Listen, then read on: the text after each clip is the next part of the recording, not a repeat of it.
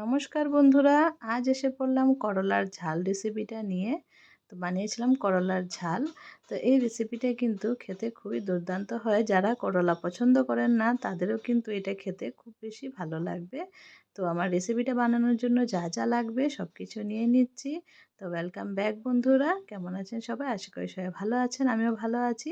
তো আজকের এই রেসিপিটা ফুল দেখার অনুরোধ রইল। আশা করি আপনাদের দেখে রেসিপিটা ভালোই লাগবে। তো করলা নিয়ে নিয়েছি, টমেটো নিয়ে নিয়েছি, আলু নিয়ে নিয়েছি, আর এদিকে নিয়ে নিয়েছি কিছুটা পেঁয়াজ, আদা, রসুন। তো আদা রসুনটা খুবই সামান্য পরিমাণে লাগবে, খুব একটা লাগবে না।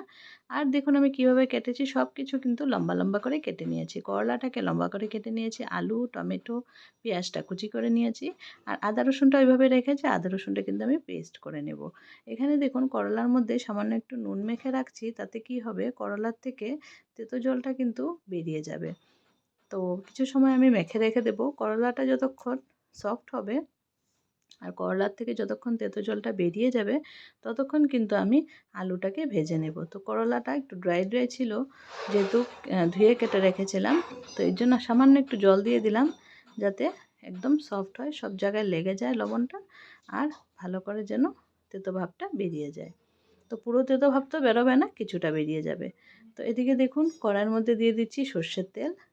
তো তেলটা গরম হবে, ততক্ষণে আমি আলুগুলো ভেজে নেব। করলাটা ততক্ষণে নরম হতে থাক। এদিকে আলুগুলো সবগুলো দিয়ে দিলাম কড়াইয়ের মধ্যে। দিয়ে এবার নুন আর হলুদ দিয়ে আলুটাকে কিন্তু সুন্দর করে লাল লাল করে ভেজে নেব। তো আলুটাকে আমি একটু পাতলা পাতলা করেই কেটেছি, কারণ কি করলাটা তো চটজলদি ভাজা হয়ে যাবে, সময় লাগবে না। আর সব কিছু একসাথে মেলানোর জন্য আমি আলুটাকে একটু পাতলা করে কেটেছি। আলুর মধ্যে নুন আর হলুদ দিয়ে দিলাম। তো পাতলা করে কেটেছি, তারপর আমি এক দুবার ঢেকে ভেজে নিয়েছি, যাতে আলুটা ঝটপট সিদ্ধ হয়ে যায়। তো আলু আমার এখানে একটু আমি আলু বেশি দিয়েছি, কারণ কি ঘরে আমাদের সবার আলু পছন্দ, তার জন্য একটু আলুটা বেশি দিয়েছি। আপনারা পরিমাণটা কমিয়ে বাড়িয়ে দিতে পারেন আপনাদের অনুযায়ী। এই যে দেখুন আলুটাকে কিন্তু আমি নাড়াচাড়া করে সুন্দর করে ভেজে নিচ্ছি। তো আমি সবগুলো জিনিস কিন্তু একই রকম কাটার চেষ্টা করেছি। তো এইভাবেই একইভাবে কাটবেন, লম্বা লম্বা করে, সুন্দর হবে। আর এখানে দেখুন নরম হয়ে গেছে, আমি কিন্তু করলার বিচিগুলো বের করে নিয়েছি। তো বিচিগুলো কিন্তু বেশ শক্ত, তার জন্য বের করে নিলেই তরকারিতে খেতে বেশ ভালো লাগবে। তো আপনারাও চেষ্টা করবেন বিচিগুলো বের করে নেওয়ার। আর যদি কেউ পার্সোনালি পছন্দ থাকে যে করলার বিচিটা খাবেন, তাহলে আপনারা রেখে দিতে পারেন। আমি কিন্তু সবগুলো বিচি সরিয়ে নিয়েছি। এক দুটো ছিল, সেগুলো ভালো করে পরিষ্কার করে নিচ্ছি। করে আমি করলাটাকে আরেকবার ধুয়ে দেব। এদিকে দেখুন আলুটা কিন্তু প্রায় ভাজা হয়ে গেছে। তো আলুটাকে নামিয়ে নিলাম। এখন আমি কড়াইটার মধ্যে দিয়ে দিব করলাটা। করলাটাকেও সুন্দর করে সামান্য একটু নুন আর হলুদ দিয়ে ভেজে নেব। করলা কিন্তু আমি একবার আবার ধুয়ে নিয়েছি ভালো করে। তো সামান্য একটু হলুদ আর একটু নুন দিয়ে দিচ্ছি। যে পরিমাণ আমার করলা আছে ওই পরিমাণটা বুঝে আমি নুন হলুদ দিয়ে নিচ্ছি। আপনাদের করলা বেশি থাকলে আপনারা আরেকটু দিয়ে নেবেন। তবে একটু নুন দিয়ে মেখে রাখবেন, তাহলে কিন্তু করলার তেতো ভাবটা অনেকটাই চলে যাবে। এই যে দেখুন এবার কিছু সময় ভাজবো, এদিক ওদিক সুন্দর করে লাল লাল করে একটু ভেজে নেব, কালার চেঞ্জ হওয়া অবধি। ওদিকে কিন্তু আমার আদা রসুনটা পেস্ট করব, আর পেঁয়াজটা কুচনোই দেব। তো দেখুন নাড়াচাড়া করে সুন্দর করে দুটো পাশই ভালো করে আমি ভেজে নিচ্ছি। এই যে নাড়াচাড়া করে নিচ্ছি, দেখুন করলাটাও কিন্তু আমার ভাজা হয়ে গেছে। তো করলাটাকে আমি একটু সাইডটা এরকম করে তুলে রাখলাম সাইডে, তো এক্সট্রা তেল যেটা আছে বেরিয়ে আসবে তার জন্য। তো আমার একটু তেল কম হয়েছিল, হালকা একটু তেল দিয়ে আমি আবার পেঁয়াজগুলো ভেজে নিচ্ছি।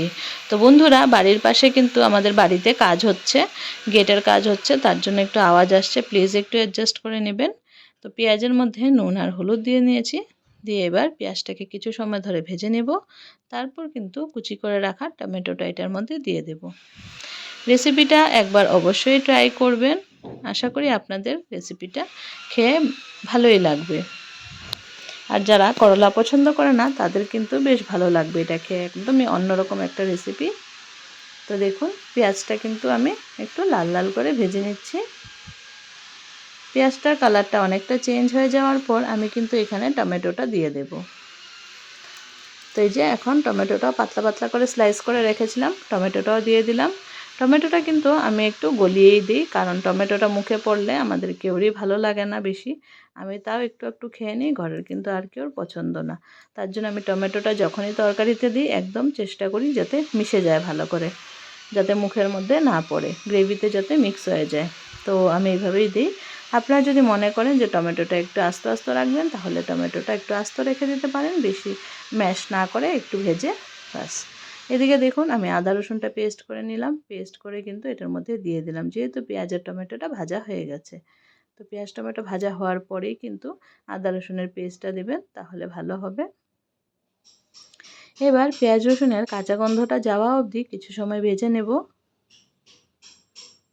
তেল আমি যতটুকু পরিমাণে দরকার ততটুকু ইউজ করেছি। আপনারা যদি তেল বেশি বা কম দিতে চান তো সেটা আপনারা অ্যাডজাস্ট করে দিয়ে দিবেন। তো দেখুন এটাও কিন্তু আস্তে আস্তে তেল ছাড়া শুরু করেছে, কড়াইয়ের গায়ের থেকে উঠে যাচ্ছে, তার মানে কি আমার আদা রসুনটা কিন্তু ভাজা হয়ে গেছে। তো দেখুন এখন দিয়ে দিচ্ছি লঙ্কার গুঁড়ো। তো ঝালটা আপনারা বুঝে দিবেন, যেহেতু তেঁতোর রেসিপি, তো একটু ঝাল ঝাল হলে কিন্তু ব্যাপারটা ভালোই লাগবে খেতে। তো আমি একটু দিয়ে দিলাম লঙ্কার গুঁড়ো, আমার পরিমাণ মতো দিলাম, কিন্তু খাওয়ার পরে বুঝলাম যে হালকা একটু কম কম লাগছিল, মানে মনে হচ্ছিল যে আরেকটু হলে আরও ভালো লাগতো। তো আপনারা যদি ঝাল পছন্দ করেন অবশ্যই এটাতে কিন্তু একটু ঝালটা দিবেন, তাহলে কিন্তু খুব ভালো লাগবে খেতে। তো লঙ্কাটা দেওয়ার পরে ভালো করে মিক্স করে নিচ্ছি। ভালো করে মিক্স করে নিয়ে এখন গ্রেভির জন্য আমি দিয়ে দেব জল। তো এটা যেহেতু মাখো মাখো হবে, খুব বেশি ঝোল দেব না, একটা পরিমাণে ঝোল দেব, যাতে জিনিসগুলো সবজিগুলো ডুবে যায় আর একটু গামাখা ভাবটাও থাকে। তো প্রথমে আমি একটু ঝোল দিয়ে দিয়েছিলাম, ঝোলটা দেওয়ার পর একটু ফোটার পর আমি কিন্তু সবজিগুলোও দিয়ে দেব, যাতে সবজির ভিতরে গ্রেভির ফ্লেভারটা ঢুকে যায়। তো ঝোল এতটুকু দিলাম, দেওয়ার পর কিন্তু একটু নুন দিয়ে দিয়েছি। তো নুনটা দিয়েছি, নুনটা একটু কম হয়েছিল, তার জন্য একটু নুন দিয়ে দিলাম। তারপর দেখুন ঝোলটা কিন্তু একদম ফুটে গেছে। এবার করলা আর আলুটা দিয়ে দিচ্ছি। তো করলার থেকে আমার আলুর পরিমাণটা বেশি আছে, আপনারা একটু কম করেও দিতে পারেন। আমাদের ঘরে যেহেতু সবাই আলু খুঁজে, তার জন্য আমি একটু আলুটা দিয়েছি। কেউ করলা খাবে না, কিন্তু সবাই বলবে আলুটা দাও আলুটা দাও, তার জন্য আর কি করা, আলুটা দিয়েই দিলাম এটার মধ্যে।